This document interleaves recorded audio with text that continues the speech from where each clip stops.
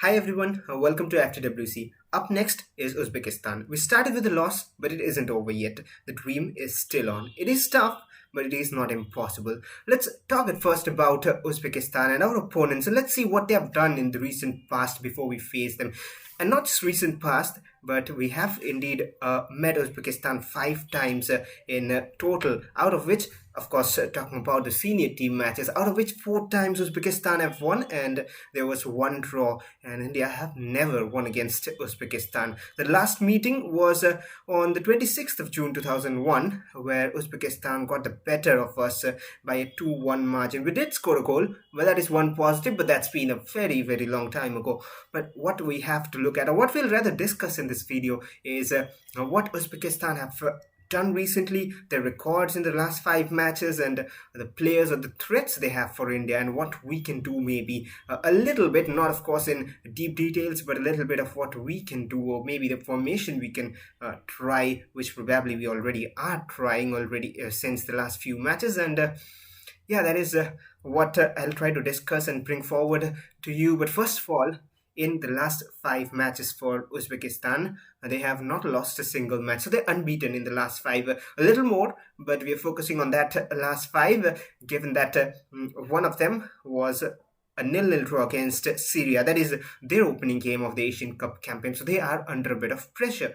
Why do I say so? It is not a long format. It is not a league. It is a cup tournament, and you need 3 points on board, and they will try to get that 3 points from India. And of course, why not? Because they haven't been able to beat Syria, and one of the reasons is one of their key players missing. I'll talk about their players. They have big names, they have few promising players, of course, a mix of youngsters, physicality, pace. Very, very dynamic side is what Uzbekistan have. But do we have chances? Yes, we do have chances. Why do I say so? We have proven time and again, be it Qatar, be it the likes of Australia itself, we are not that far behind as much we think. We just need to try. The try is somewhere lacking.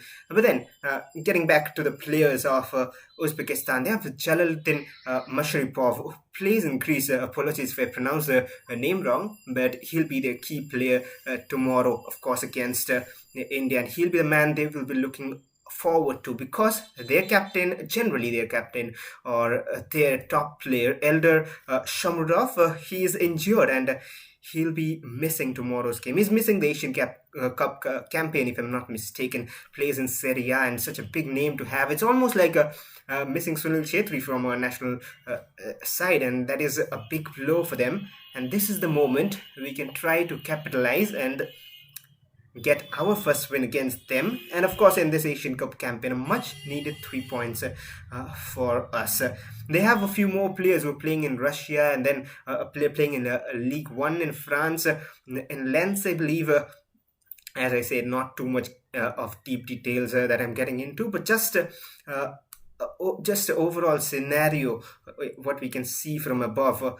They have also scored 3 goals against Mexico in the recent past, which is a big thing to do, coming from a nation in Asia. We have seen Asian nations perform well lately, but Uzbekistan, they are up there. They're right up.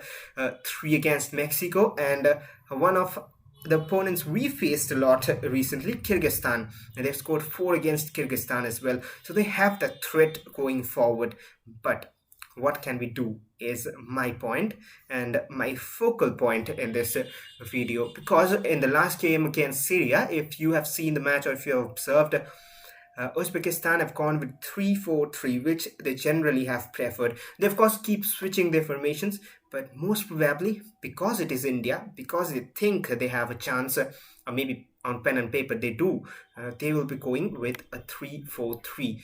But here's the point now, what we can do. We can play to our strengths. A very easy thing to say, a very common phrase you've heard, play to our strengths, but what is our strength? What is our weakness? We need to be aware of that. Everyone knows we need to play to our strengths, but what can we do?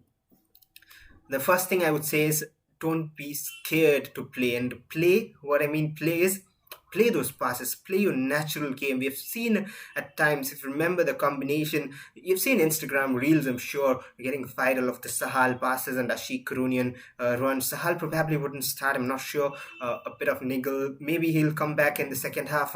We hope he comes back, and Ashik is missing, of course. But then we still have that ability to play those passes. We have the likes of Thapa and Brandon, and everyone, of course, even Sunil Chesri, the way he holds up the ball. Well, sometimes I feel I'm speaking too much, but just want to get that message forward to you. So another thing which we have is good wingers. Changte, Mahesh, even Manveer in the wing position has played well lately. So we have the qualities and we need to play to that qualities. Chingan and Bheke, they do their job so well at the back that we do not need to question that. But once they snatch the ball from the opponents, once they control things, what we need to do is do not give it away like we did against Australia. That is one request or plea from my side. Doesn't matter. We may concede. We just need to be brave to go out there and perform. And I think from the pre-match press conferences or whatever you would like to call it, the interviews which Igor's team match gave, it is very clear that, or at least we can hope that we are going to try. And so my formation for the game would be a 4-5-1, wherein while defending, of course, you'll have the two wingers tracking back, slotting behind. I'll try to put it up here and discuss a possible or maybe a preferred lineup as well. And the main strategy here would be to use the two wingers to swiftly go and attack the void. So when Uzbekistan will be playing a 3-4-3, because it is not a team higher ranked than them, India is ranked 102, at least before the start of the tournament they were ranked so. And Uzbekistan, they'll try to stay up front. They will have a tendency to just stay up and not track back quickly enough. And they'll not expect. That is what you need to capitalize on. You need to come out of syllabus. They will expect India to just sit back.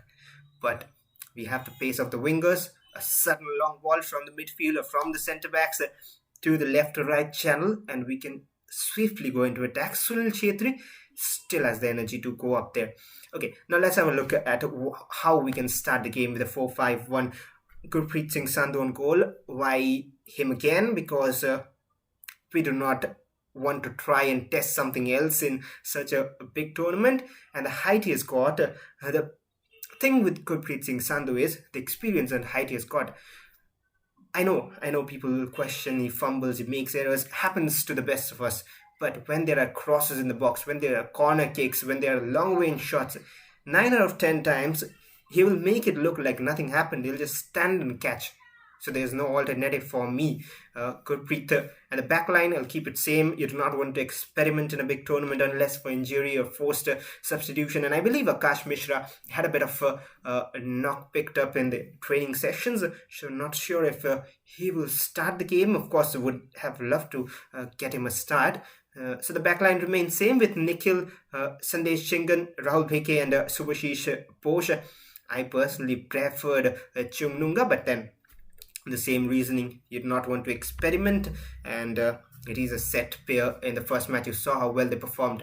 In midfield, I'll bring in one change, Suresh and Apuya doing that defensive role. Of course 3 in the midfield, 5 I said, but the 3 will be central with Suresh, Apuya and Anirudh Thapa coming in.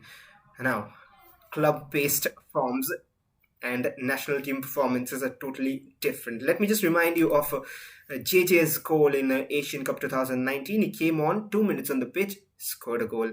But it was almost 11 months or 1 year he did not score for his club, had injuries, had a very different game when you step on the pitch for your national team, for a different coach, a different formation.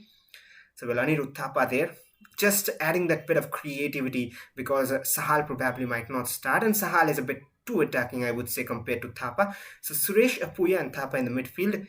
On the left, Changte, as he did, he was performing extremely well. He has that pace, he has got the tricks. On the right, Manveer, adding the physicality, adding the pace and his defensive work rate. I would have somewhere gone for Udanta, but then who wants controversies, and I wouldn't be surprised if Igor goes for Udanta. You guys shouldn't be surprised too. Complaints is understandable. but it is all a part of the plan. But yeah, the Manvi is staying on the right hand side because of what he has gotten himself. And the long legs to run forward because we want to attack that space left by the 3-4-3. And Sunil Chetri, of course, after no question marks, one chance, and he's the man you would trust your life for to finish. So this is one thing we need to do, which is not just defend, but whenever we have the chance, just go and attack. We have done that in past. Remember the chances we create against Qatar this time, and even in 2019, Sahal with one or two dribbles opening up for Danta, and Manveer almost so nearly getting, and Sunil Chetri wasn't in that match. So we need to use our pace down the wings. That is one way.